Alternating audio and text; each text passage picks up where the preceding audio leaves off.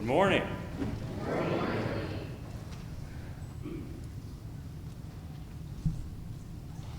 Do a little office work here first. What are you laughing at? You recognize my friend?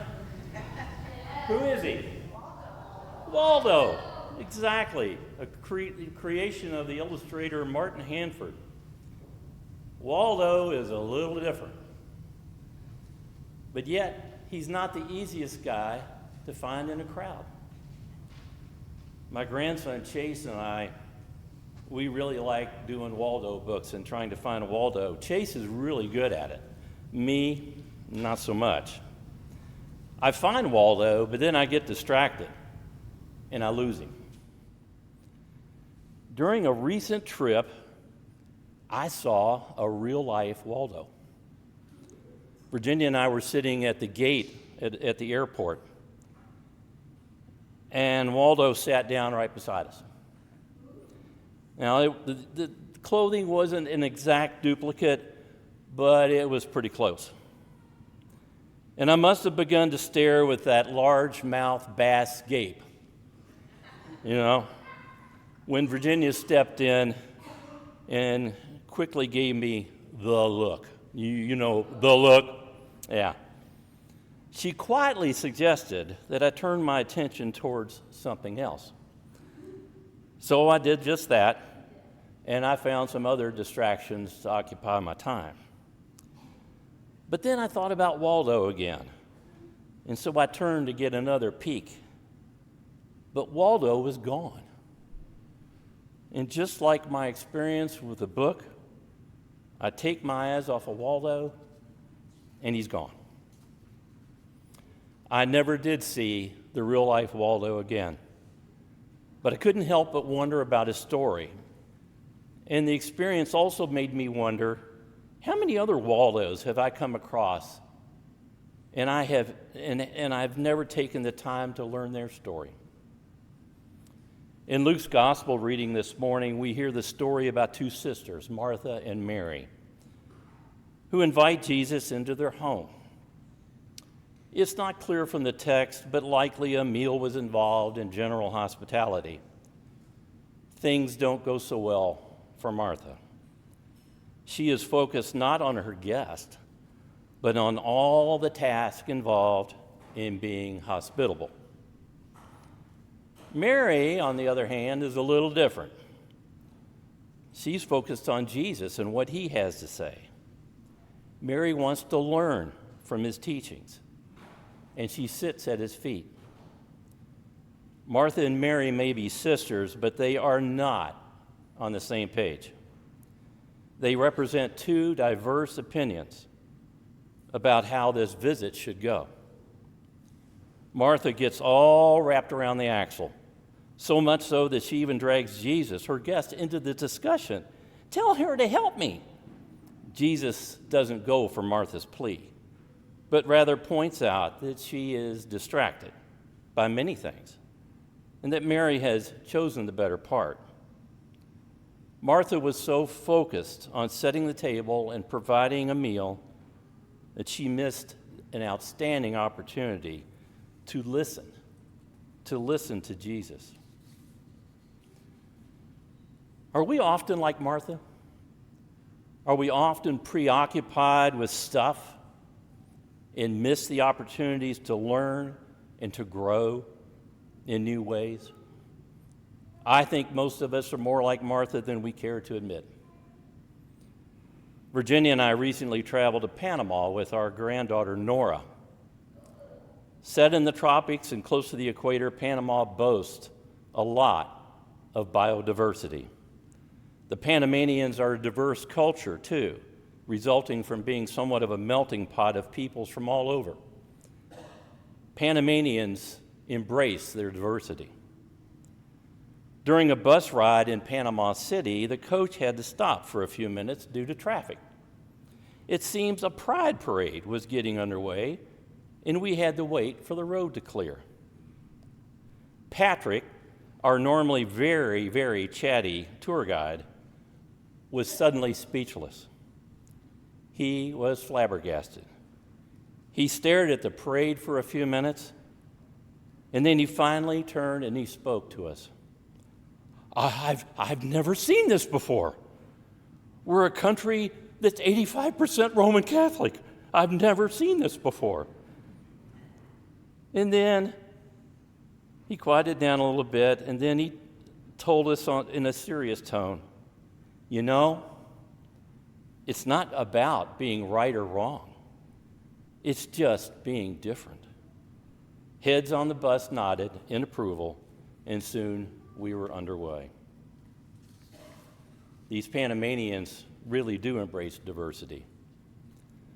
Diversity of cultures, diversity of race, of faiths, of lifestyles, and diversity of thought.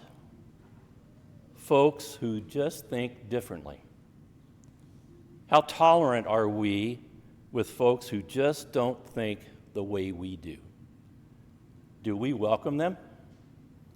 Do we converse with them? Do we listen to them? When our ad hoc community fridge team first met, we had no idea what we would or could accomplish. We all had our own thoughts and opinions, but there was no collective vision. What we needed was to learn as a group. So we hit the road. We visited community fridges all around the metro area, including Grace Methodist, St. Mark's Lutheran, Sweet Tooth Farms, and Dog Patch. We gathered ideas and looked for examples of best practices. We also learned from our repack ministry partners.